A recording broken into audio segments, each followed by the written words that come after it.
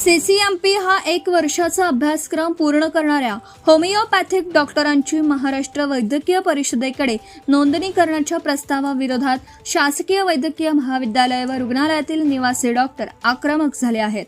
या प्रस्तावाच्या निषेधार्थ बुधवारी शहरातील विलासराव देशमुख शासकीय वैद्यकीय महाविद्यालयातील मार्चच्या सुमारे 250 डॉक्टरांनी बाह्य रुग्ण सेवेवर बहिष्कार टाकत निदर्शनं केली. सकाळी निवासी डॉक्टरांनी एकत्र येत विलासराव देशमुख शासकीय वैद्यकीय महाविद्यालय व रुग्णालयाच्या अधिष्ठातांच्या दालनासमोर सरकारच्या धोरणाविरोधात जोरदार घोषणा दिल्या.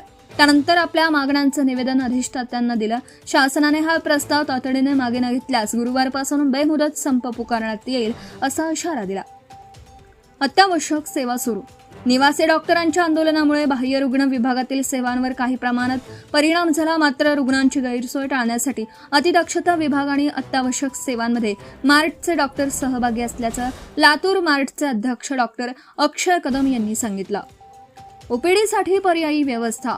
ओपीडीतील सेवा ठप्प होऊ नये म्हणून रुग्णालय प्रशासनाने तातडीने उपाययोजना केल्या.